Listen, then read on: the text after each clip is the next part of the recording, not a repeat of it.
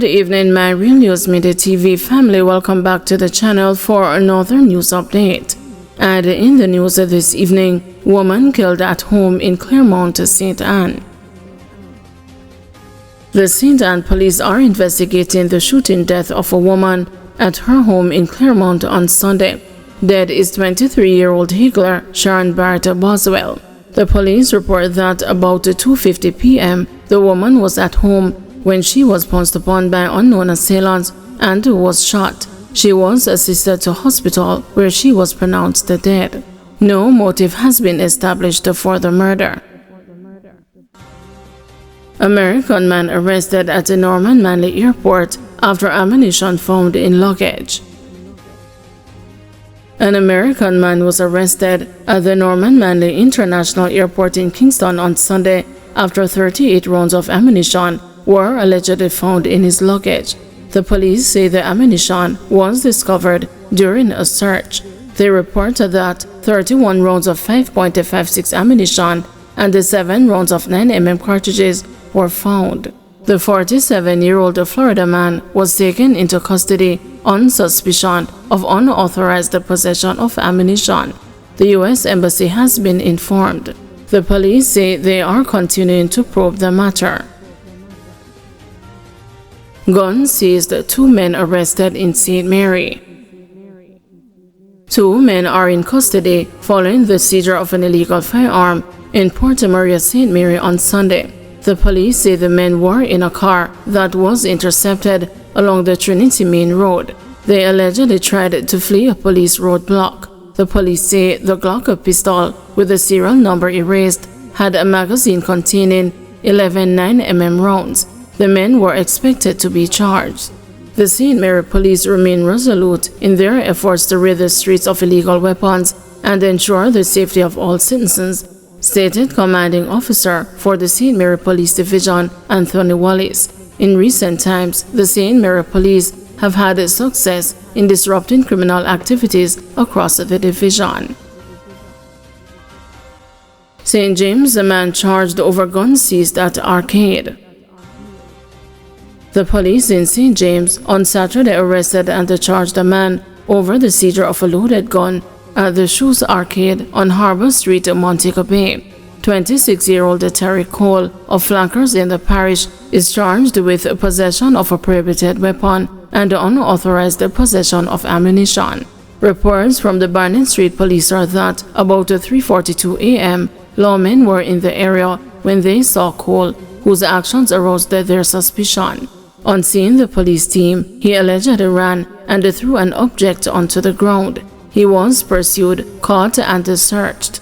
The police say the object was also retrieved, and it was revealed to be an FMK 9mm pistol with a magazine containing 10 9mm rounds of ammunition. He was subsequently taken into custody. His court date has not been finalized. Clarendon woman charged for allegedly stabbing and injuring man. The Clarendon police have charged a woman who allegedly stabbed a man during an argument in Coates Pen, Maypen in the parish on Friday. She is 36-year-old Vanessa Dixon, a caregiver of Coates Pen. The Maypen police say about 9:30 a.m., Dixon and the man were involved in a physical altercation, during which she used a knife to stab the man in his chest, wounding him. The man was taken to the hospital, where he was admitted for treatment. Dixon later turned herself into the police and gave a caution statement, after which she was subsequently charged. Her court date is being finalized. Attorney cites governance concerns in case involving Prime Minister and the Integrity Commission. Attorney at law Clive Monroe Jr. says that the affidavit in the court matter between Prime Minister Andrew Holness and the Integrity Commission highlights a departure from accountability at the political level. The Supreme Court last Thursday rejected an application by Prime Minister Andrew Holness to strike out portions of an affidavit filed by a senior Integrity Commission official in response to his lawsuit against the anti-corruption body. He characterized those portions of the affidavit as an abuse of the process, scandalous, frivolous, and vexatious.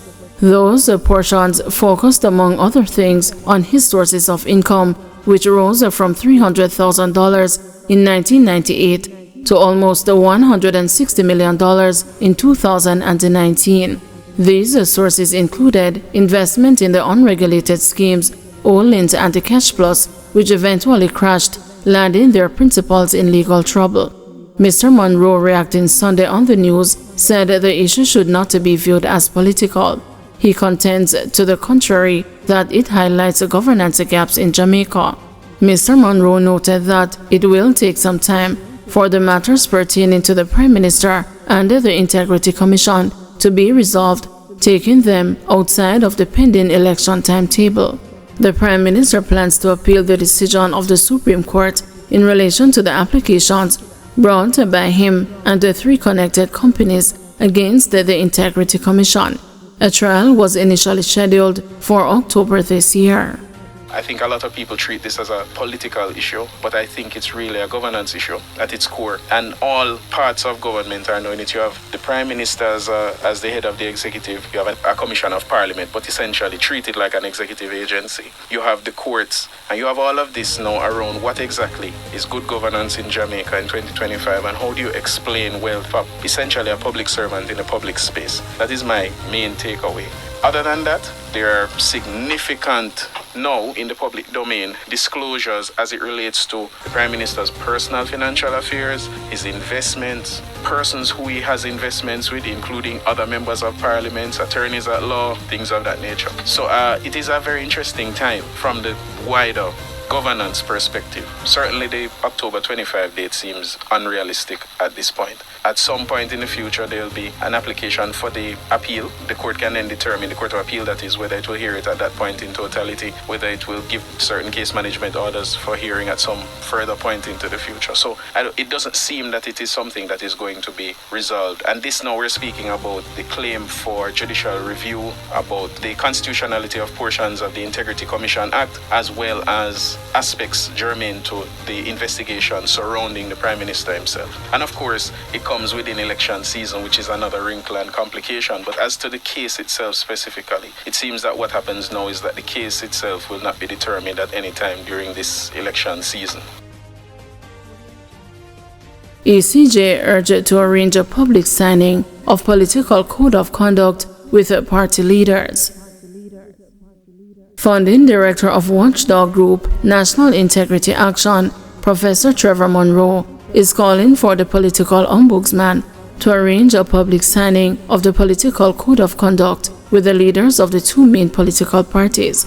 This, he suggested, would be in an effort to quell the heated rhetoric and the rising tensions during campaigning for the general election. Professor Monroe said there should also be an indication by Prime Minister Andrew Holness and opposition leader Mark Golding that there will be sanctions where members of the political parties are found to have acted contrary to the code. He said the 9-member Electoral Commission of Jamaica has not been convincing in its response as a political ombudsman to addressing the issue.